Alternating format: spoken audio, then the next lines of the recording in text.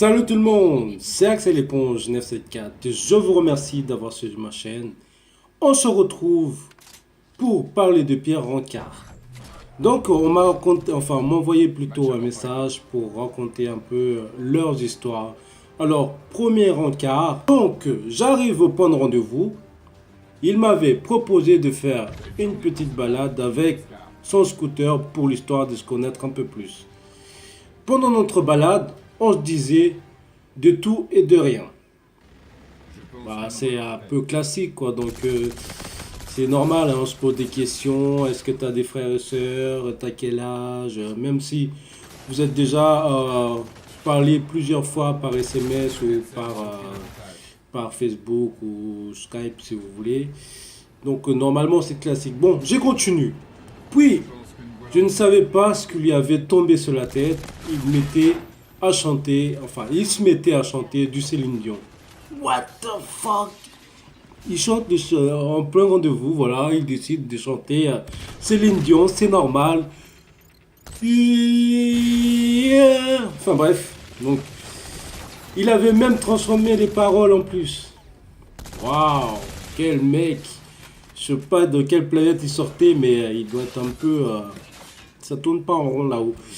Alors je continue. Je me suis retenu pour pas lui rire au nez. Bah c'est normal, hein, mais après, je sais pas, peut-être qu'il a rencontré un mec qui sortait de l'hôpital des fous. Bah enfin bref.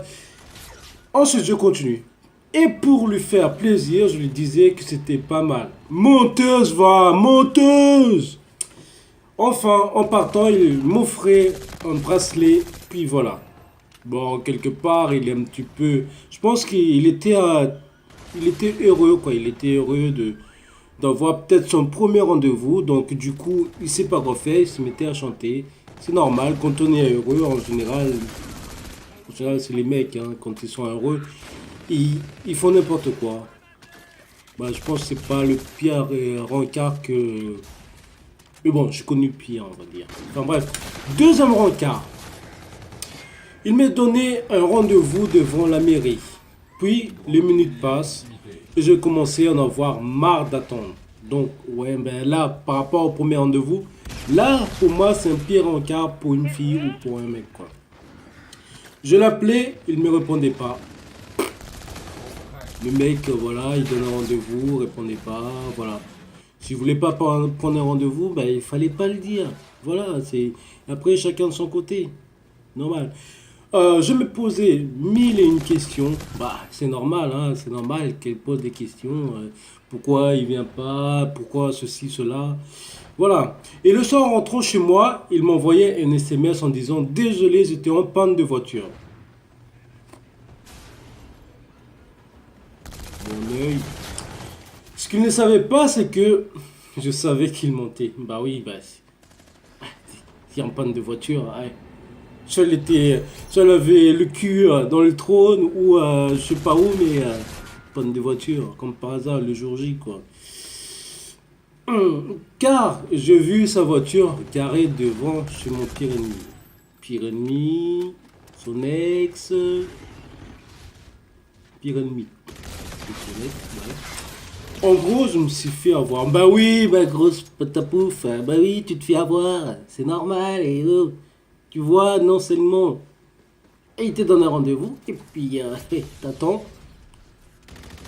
Moi non plus, je sais pas qu'est-ce que tu foutais. Du coup, mine de rien, je lui ai dit, ok, ça sent la vengeance, ça. Ça sent la vengeance. Eh ouais. Ensuite, je lui ai demandé un autre rendez-vous pour lui faire croire que j'ai trouvé... Enfin, j'ai toujours envie de le voir. Ah ah. Ah ah ah. Donc, on continue. Et le lendemain, il s'est retrouvé comme un con devant notre premier rendez-vous. Bah oui, maintenant c'est à ton tour, monsieur. Bah oui, hier t'as donné un rendez-vous. Bah aujourd'hui, en croyant que tu viens, oh, il faut savoir. Hein. Je me suis fait... Enfin, je me suis bien vengé. Ah ah ah. Enfin, c'est elle qui fait ah ah ah en rigolant, quoi. On continue donc le troisième et dernière histoire. Je l'avais rencontré sur Internet, enfin. Là, maintenant, la majorité des rencontres, c'est sur Internet. On va dire sur 80%.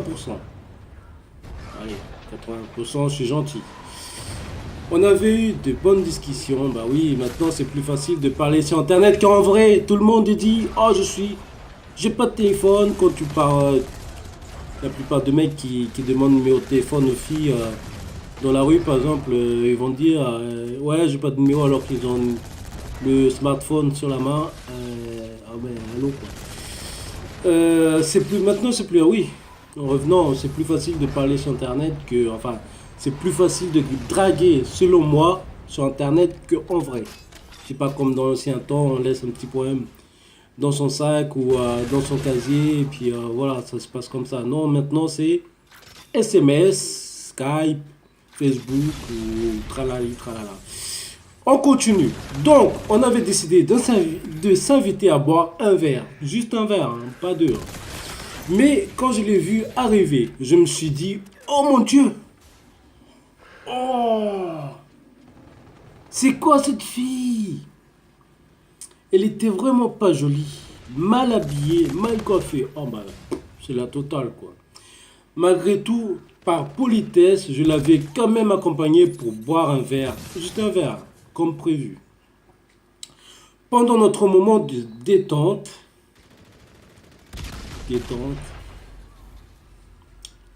on s'est parlé de beaucoup de choses. Enfin, on parlait beaucoup de choses, on va pas rentrer dans le détail. Lorsqu'on avait fini, elle me demandait de payer, car elle disait qu'elle n'avait pas d'argent. Avec le sentiment de colère, je l'avais dit d'accord. Après, chacun de nous décidait de rentrer. Bah voilà, chacun rentre chez soi et on ne dit pas, bon, on va balader un petit peu en ville, on va aller boire, enfin, on va dire quelque chose. Alors, c'est pas là, je sais pas, peut-être aller voir au cinéma, pourquoi pas. Mais non, chacun rentre chez lui. Quand j'étais arrivé chez moi, je lui avais envoyé un SMS pour lui dire qu'il n'aura pas de suite. Et le soir, elle me répondait, de toute façon, t'es pas mon style. Et que tu es hyper moche.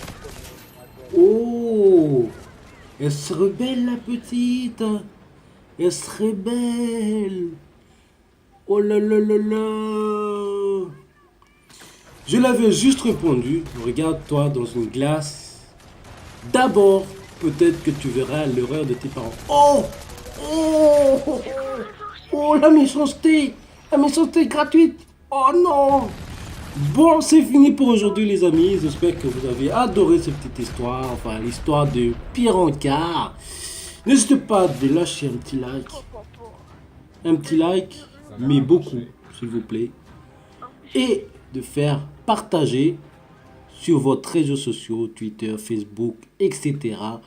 Et toi qui n'es pas encore abonné à ma chaîne, qui regarde cette vidéo, n'hésite surtout pas à t'abonner et n'oublie pas de cliquer sur la petite cloche à droite, cocher et OK pour la notification, d'accord? Et je te dis à bientôt pour une prochaine vidéo. Ciao, ciao!